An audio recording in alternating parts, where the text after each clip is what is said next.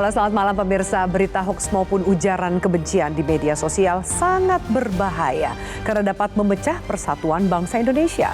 Hal inilah yang harus dipahami setiap capres dan cawapres beserta tim kampanyenya untuk tidak melakukan kampanye hitam terhadap lawan, terutama di media sosial karena penyebaran hoax di medsos sangat masif jelang Pilpres. Sudah seharusnya setiap paslon menunjukkan sikap negarawan untuk menjaga persatuan Indonesia dengan saling adu gagasan, bukan lagi adu fitnah. Itu yang akan menjadi pembahasan dalam editorial pada malam hari ini menuju Pilpres padat gagasan. Bersama saya Afiani Malik.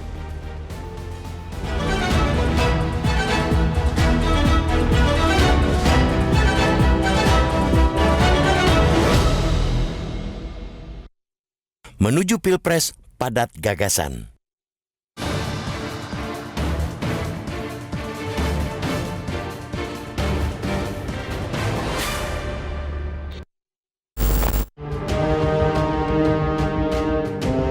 Pemilihan presiden atau Pilpres 2024 memang menjadi magnet politik kuat bagi publik.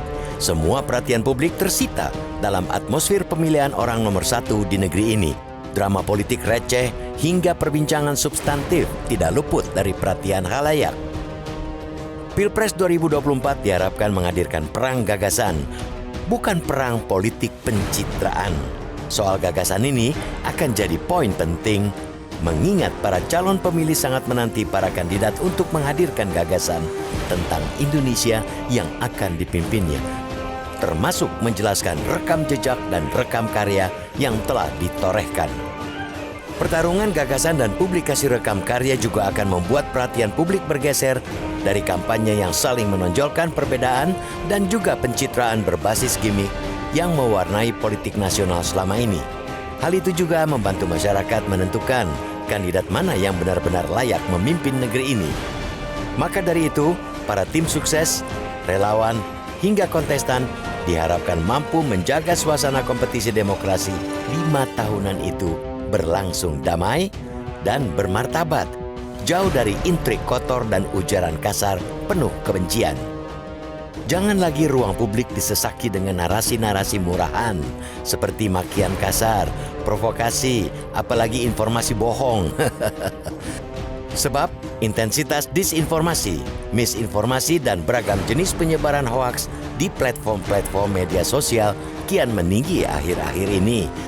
Bahkan sejak sebelum masuk periode kampanye, informasi hoaks telah bertebaran di medsos. Kementerian Komunikasi dan Informatika atau Kominfo menemukan 96 hoaks terkait pemilu sejak 17 Juli 2023 hingga 26 November 2023. Hoaks itu disebarkan ratusan kali di berbagai media sosial. Terkait dengan 355 konten, Facebook menjadi media yang paling banyak dengan 312 hoaks, 21 hoaks tersebar di TikTok, dan 17 hoaks tersebar di YouTube. Kemudian 3 hoaks tersebar di Twitter dan 2 hoaks tersebar di Snack Video. Temuan Kemenkominfo tersebut harus menjadi perhatian bersama. Sebab konten negatif di ruang digital berpotensi memecah belah bangsa. Sudah cukup rasanya 2 kali pemilu yang lalu membuat ruang publik saling bermusuhan dan bangsa ini terbelah. Namun, tidak juga kontestasi demokrasi ini hanya disuguhi politik kemasan, rakyat hanya dipertontonkan gimmick politik yang tidak mendidik. Karena dengan pencitraan publik akan minim informasi soal rencana para kandidat untuk memajukan negeri ini. Perhelatan pemilu kali ini tentu akan menjadi barometer bagi perjalanan demokrasi Indonesia. Perang gagasan para capres-cawapres jelas akan melambungkan kualitas demokrasi bangsa ini yang sedang tidak baik-baik saja. Untuk itulah, pemerintah bersama dengan penyelenggara pemilu dituntut menjaga ruang demokrasi yang sehat, termasuk di ruang-ruang media sosial, sehingga tercipta iklim pemilu bermartabat yang menjunjung tinggi integritas, serta berjalan fair, aman, dan damai. Tentu yang paling mujarab yakni teladan dari para capres-cawapres. Ketika para calon pemimpin ini mengedepankan politik gagasan, bukan politik murahan, akan membangun efek berganda kepada seluruh tim pemenangan, bahkan hingga ke para pendukungnya. Publik akan sangat mengapresiasi para capres-cawapres yang rajin hadir dalam forum-forum diskusi yang digelar oleh komunitas ilmiah dan akademik, saling memaparkan gagasan, visi, dan misinya untuk membangun Indonesia.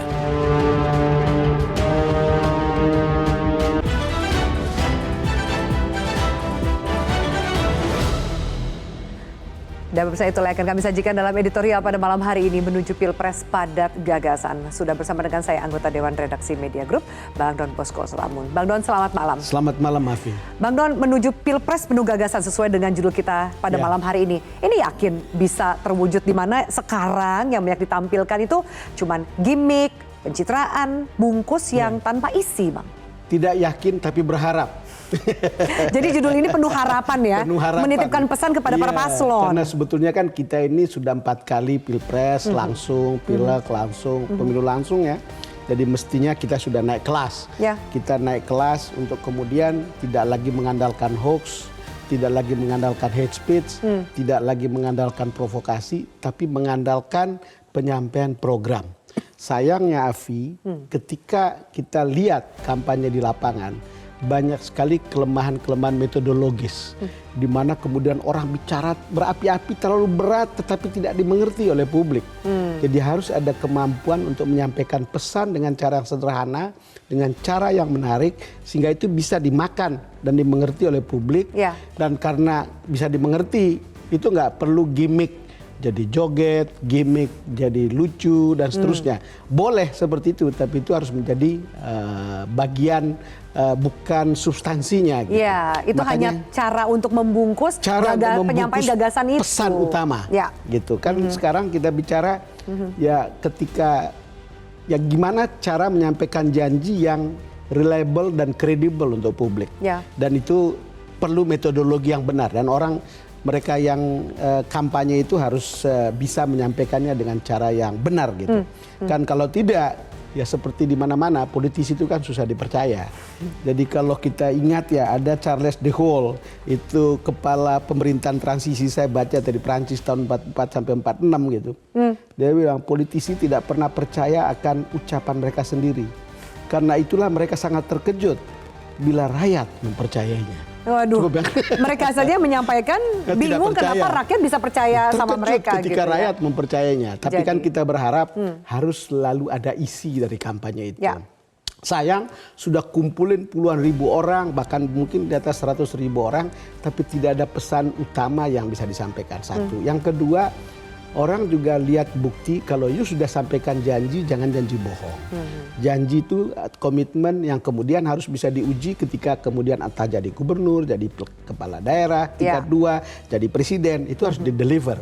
Karena kalau tidak, orang akan mengatakan kita datang ke situ hanya akan mendengar janji manis saja ya. Janji manis. Dan itu kemudian jadi kelemahan kenapa orang lebih suka dengar atau lihat gimmick, lebih suka musik daripada mendengar yang begini. Ya minimal itu lebih asik, padahal itu tidak substansif. Tidak substantif, Bang Don, tapi kita tahu bahwa di media sosial saat ini yang ditampilkan kan masih soal gimmick. Sempat juga kemarin di Panggung Demokrasi kita survei gitu. Jadi minimal netizen melihat bahwa belum sampai ada gagasan yang signifikan disampaikan oleh semua paslon. Itu betul. Apalagi isinya ini kalau di media sosial antara perang buzzer, hoax di mana-mana gitu. Dari 3 paslon ini, apakah menurut Bang Don justru akan meruncing seperti pemilu sebelumnya, suasana di masyarakat dan juga netizen, atau justru akan lebih dingin? Saya menduga kali ini akan lebih dingin karena problem SARA itu mungkin sudah bukan lagi main hoax atau menjadi dasar saling serang antar paslon. Saling serang berdasarkan SARA, apalagi secara khusus itu agama. Kenapa kalau kita lihat misalnya ada PKS menyatu dengan PKB, lalu kemudian ada Nasdem di situ, di mana ada Bang Surya yang kita tahu seorang nasionalis sejak dari lahirnya sampai sekarang itu tidak bergeser gitu. Lalu kemudian kita tahu di tempatnya Pak Prabowo juga sudah kombinasi dari tim yang kemudian menurut saya tidak akan menggunakan itu sebagai main course-nya, apalagi di PDIP gitu. Kalau lihat seperti ini, saya bisa kita menaruh harapan bahwa ini tidak akan sekeras seperti Dua pemilu 2014 atau sebelumnya. 2019. Tetapi kita tidak bisa taken for granted karena makin dekat ke hari H itu pasti makin panas. Karena orang sudah bicara, lihat dengar satunya ngomong A, kemudian ngomong B, akhirnya semua orang terpancing. Ya. Yang kita harapkan kan orang semua harus pada koridor aturannya. Oke. Jangan sampai kemudian itu sudah ada aturannya yang Ya. dibuat oleh KPU. Ya. Orang hanya comply dengan itu saja. Tetapi kita betul-betul mengharapkan ada 1, 2, atau 3 bahkan banyak orang yang bisa menyampaikan program Oke. kali ini. Ya. Program dengan cara yang secara metodologis menarik untuk saya dengar. Dia menyampaikan pesan yang sangat kuat, publik bisa merasakan oh ini akan benar gitu. Oke. Paling tidak walaupun belum ada kelihatan, orang merasa ini realistis, tidak bombastis, tidak berlebihan sehingga saya bisa percaya begitu. Kita Oke. berharap itu. Kita berharap itu, termasuk juga kita berharap soal pihak-pihak termasuk juga penyelenggara pemilu bisa Iya. berlaku dengan profesional untuk menjamin pemilu ini berjalan jujur dan adil. Ada keresahan terjadinya kecurangan dan juga ketidaknetralan Iya. dari pihak yang harusnya bersikap netral pada Itu saat pemilu. betul. Kita akan bahas Bang Don usai jeda, Oke. pemirsa tetaplah bersama kami.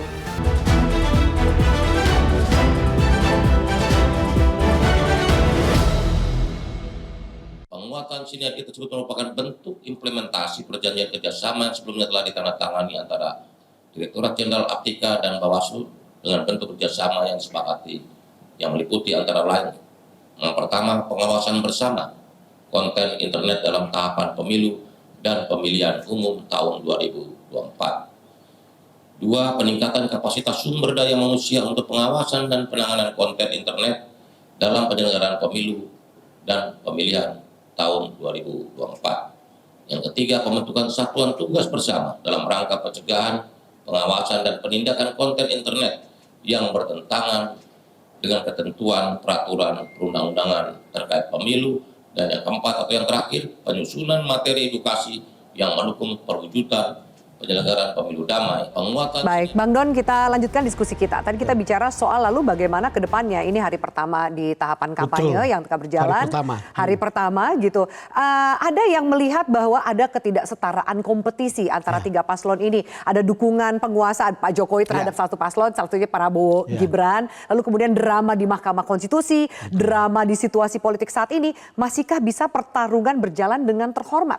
Ya memang problem pokok adalah soal prasangka bahwa tidak ada netralitas dan tidak akan ada perjalanan pemilu yang fair karena ada kekuasaan khususnya presiden begitu ada di belakang salah satu paslon. Jadi memang ini adalah pertanyaan yang menurut saya substantif dan itu pertanyaan banyak orang. Dan kita selalu berharap. Ini sudah berkali-kali diingatkan di mana-mana termasuk juga di sosial media untuk mengatakan kalau bisa pemilu kali ini harus dijaga fairness-nya.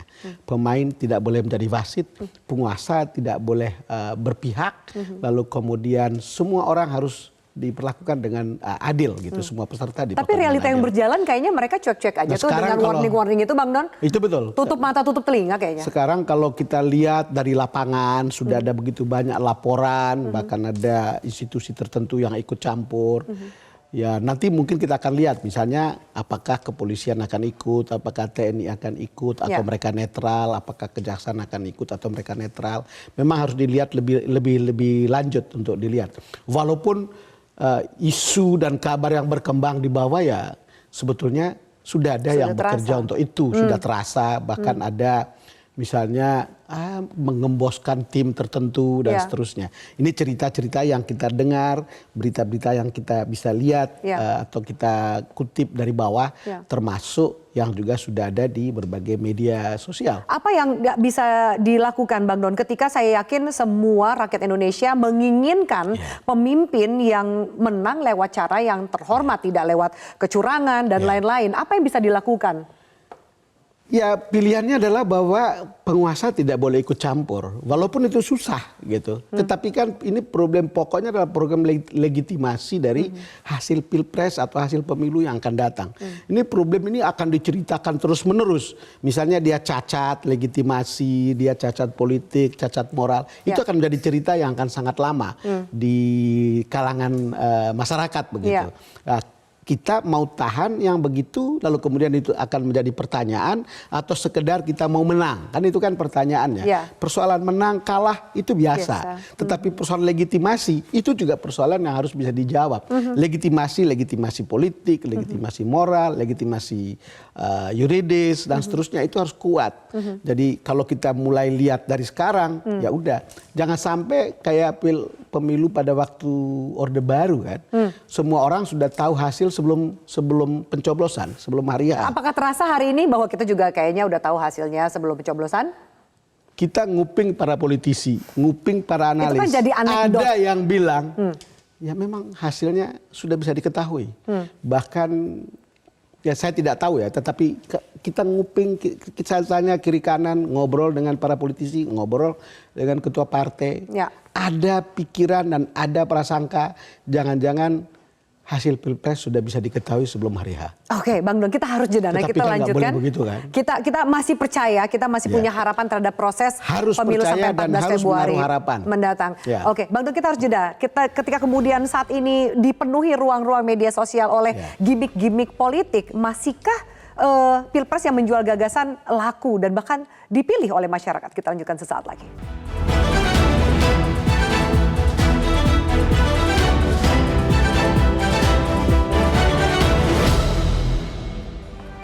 Dan pemirsa, ini kami tampilkan hasil polling yang kami lakukan di sejumlah media sosial dari Instagram @metro_tv. Pertanyaannya, apakah peran pemerintah sudah cukup untuk mencegah ujaran kebencian dan hoax?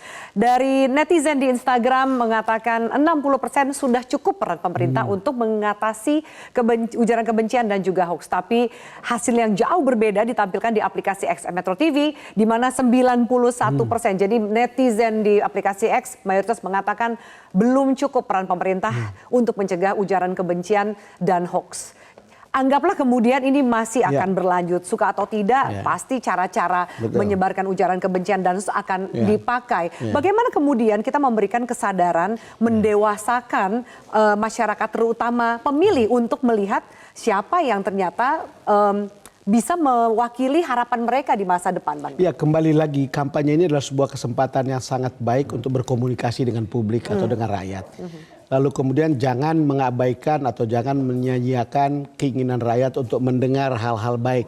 Mendengar sebuah kampanye yang kemudian menjanjikan sesuatu yang realistis. Jangan sampai rakyat menganggap, pemilu itu rutin. Datang ke sini kan kita udah tahu hanya janji-janji manis, tidak akan ada realisasinya. Yang begini kan saya datang karena saya harus dibayar untuk datang. Ada iming-imingnya. Ada iming-imingnya. Hal-hal seperti itu kalau bisa pemilu kali ini harus dihindari begitu. Tapi apakah kemudian masyarakat masih haus akan pemaparan program kerja dan gagasan dari paslon ketika dengan tanda kutip menjual gimmick saja udah bisa mendapatkan perhatian atau bahkan bisa mendapatkan hati pemilih? Afi, kalau kita tidak berubah dan kalau para politisi tidak melakukannya, lalu kapan? Apakah kita membiarkan rakyat kita hanya tahu hal-hal kecil tidak substansial seperti itu dan itu terus berjalan?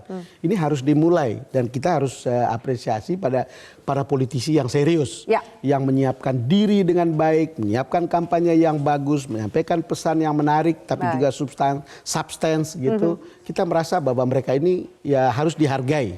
Tetapi kan yang begini tidak banyak karena kemudian ada pemain-pemain di air keruh yang kemudian bisa mengotori pelaksanaan pesta demokrasi ini. Padahal kita sudah tahu pesta ini harus menggembirakan, harus menyenangkan dan ini adalah saat terbaik kita menghargai suara rakyat dan jangan dikibuli dengan kampanye-kampanye kosong. Gitu. Kita terus ingatkan kepada masyarakat, cek gagasan, cek latar belakang para calon pemimpin kita, jangan sampai kemudian nyoblosnya 5 menit, nyeselnya 5 tahun. Itu betul sekali. Oke, baik.